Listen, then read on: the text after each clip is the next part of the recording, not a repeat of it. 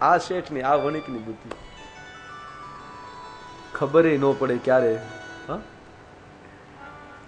નિષ્ઠા, નિષ્ઠા હોવી જોઈએ સાહેબ. અને આજે પણ છે, નથી એવું નહીં. નિષ્ઠા આપણા વણિકોમાં આજે પણ આટલી નિષ્ઠા છે સાહેબ. ભલે અહીંયા હોય કે દરિયાની પાર હોય, પણ આજે પણ એ છે જ. એટલે જે સમસ્યાની સાથે સમાધાન કરી લે, વિચારી લે કે ભાઈ આમાં આપણે પડવા જેવું નથી, કે ચાલો જવા દો. ગામ હોય, ગામડું ગામ હોય, 5 જણા કંઈક મદિરાનું પાન કરતા કે એવું કંઈક કામ કરતા હોય, તો વાણીનો દીકરો એ શું કરે? એને પગે લાગવા જાય? બોલે નહીં. એને મારવા જાય? એવું કાંઈ ન કરે. એ ઉલટાનો 5 રૂપિયા આપી દે, કાલ્યો તમે તારે પીવો, પણ દૂર, મારા ઘર પાસે નહીં. આ સમાધાન, આ વણિક કરે. ત્રીજું વર્ણ ક્ષત્રિય, એ શું કરે? બાયું ચડાવી લે, તરત સામનો કરે, પ્રતિકાર કરે. એક ક્ષત્રિય છે. અને કોઈ પણ સમસ્યામાં શાંતિ આપવાનો પ્રયાસ કરે, એ બ્રાહ્મણ છે. આ 4 વર્ણ બતાવ્યા. તો ભગવાન ભક્તિના લીધે કોઈ પણ વર્ણની ઘરે ગમે ત્યાં આવે. નારદજી મહારાજ એમ કહે કે ભક્તિ તારા માટે તો ભગવાન નીચના ઘરે પણ આવે. રોહિદાસ ચમાર શું હતો? ઠાકોરજી ગયા એના ઘરે. માં શબરી શું હતી? એની પાસે રામજી ચાલીને ગયા. તો વર્ણ બંધનમાં ઈશ્વર આવતો જ નથી.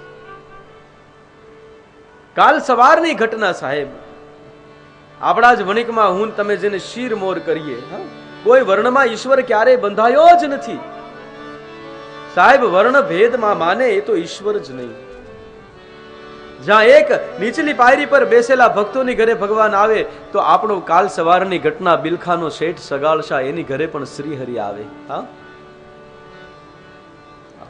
આપણા વણિક સમાજ માટે તો શિરમોર કહેવાય. સગાળશા અને ચંગાવતી જેવું પાત્ર આપણા સમાજમાં, આપણા સમુદાયની અંદર થાય, એનાથી મોટી ઘટના શું હોય? શેઠ સગાળશા તો કર્ણનો અવતાર કહેવાનો. કર્ણ જ્યારે આ લોક છોડીને ઉપર ગયા, એટલે એને જમવા માટે આપ્યું. તો જમવા બેઠા, જેવા કર્ણ જમવા માટે બેઠા, એટલે બધું જ સોનાનું. દાળ સોનાની, ભાત સોનાના, રોટલી સોનાની. કર્ણ કે આ બધું ખવાય થોડું? બોલાવીને કીધું કે ભાઈ આ બધું કેમ? ભગવાને કહ્યું, કર્ણ તું સુવર્ણ દાન કરતો એટલે તને બધું સોનાનું જ મળશે, હવે તારે જે કરવું એ કર. કર્ણે કીધું મહારાજ હું ખાઈ ન શકું. અચ્છા ઠીક છે, તો ભોજન આપો. અને ભોજન પીરસાણું. પણ ભોજન જમતા જમતા કર્ણએ વિચાર કર્યો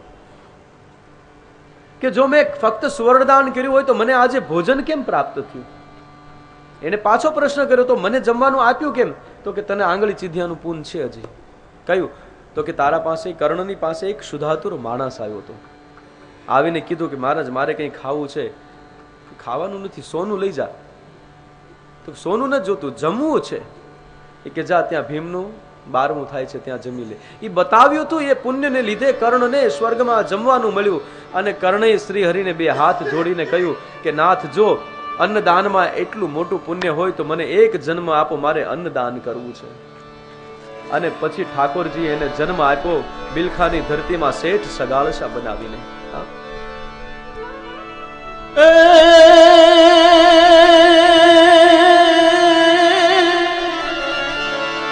વેદ્યો કુંવર નિજ વાણીએ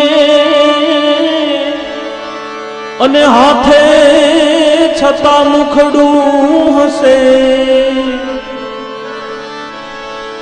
એવું સગાળશાનું નામ સુનતા રૂવાડા બેઠા થશે.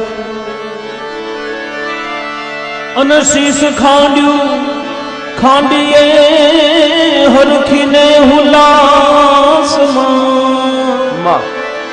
એમ દેશનીએ આર્ય રમણની અમર છે ઇતિહાસમાં.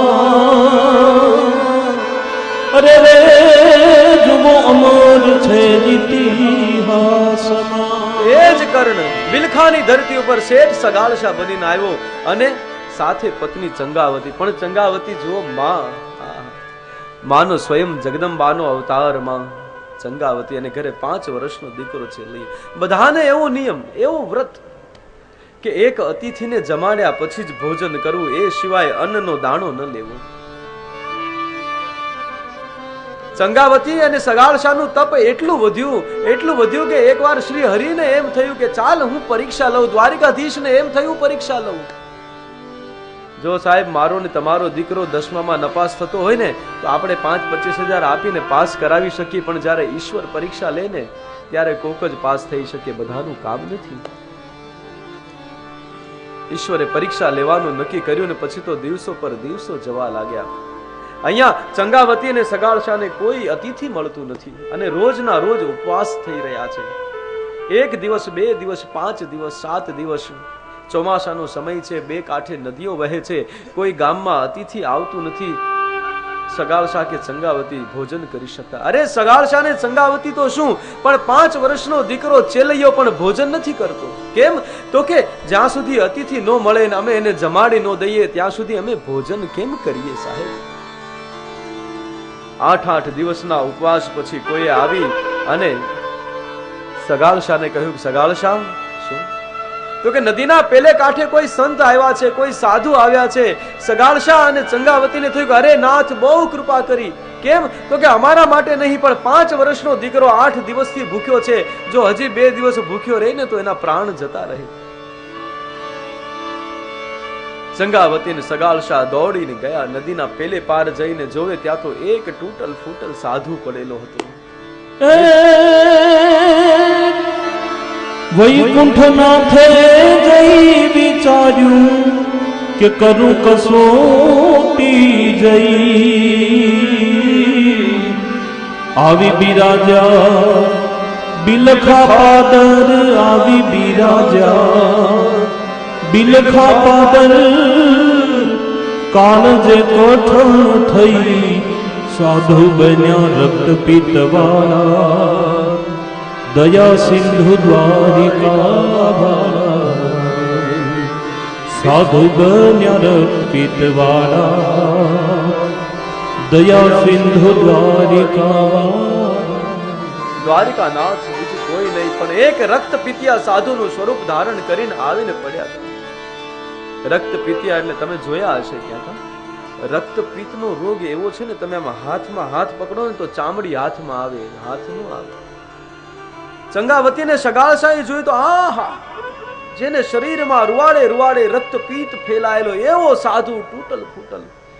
માનો હાથથી ઉપાડવા જાશું તો હાડ પિંજર આવશે ને બાકી બધું નીચે પડી જશે. આવો સાધુ બનીને ઠાકોરજી આવ્યા. સગાળશા અને ચંગાવતી એક ટોપલો લઈ આવ્યા. ટોપલાની અંદર સાધુને ભર્યા અને પછી ઘરે લાવ્યા. શું વાત કરું આ વાણિયાની ભાઈ. હા, સાધુને નવડાવી ધોડાવીને તૈયાર કર્યા. તૈયાર કરી અને એમને ભોજન માટે આસન લગાવ્યું. આસન 56 ભોગ સામા લગાડ્યા. હાથમાં અંજલિ આપીને બંને પતિ પત્ની હાથ જોડીને ઊભા છે કે હે ઠાકોરજી, હે દીનાનાથ, હે દીન દયાળ, હે અતિથિ, તમે ભોજન કરો ને કે પાછળ અમારું 5 વર્ષનું બાળક ભોજન કરે. અને સાધુએ ભોજન ઉપર દ્રષ્ટિ કરી. ભગવાનને પરીક્ષા લેવી હતી. કહ્યું, હે વણિક, હું આવું બધું ભોજન નથી કરતો. સગાળશા અને ચંગાવતી જોઈ રહ્યા. શું મહારાજ બોલે? હા, હું તો આ બધું ના ખાઉં. કેમ?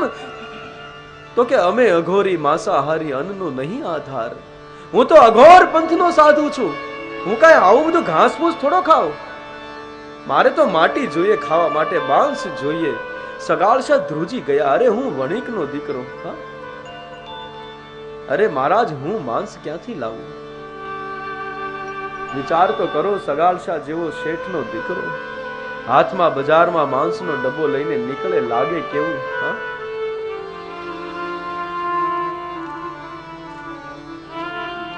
સાધુએ કહ્યું, સગાળશા, હું એમ નથી કહેતો કે બજારમાં લેવા જા, અને બજારનું માંસ તો હું ખાઈ પણ કેમ શકું? મારે તો કુમળું માંસ જોઈએ, કુમળી વયનું. કોઈક નાનું બાળક હોય ને એનું માંસ તાજું તું મને ખવડાવ તો જ હું જમું, બાકી તારે ત્યાં જમીશ નહીં. ઊભા થવા ગયા.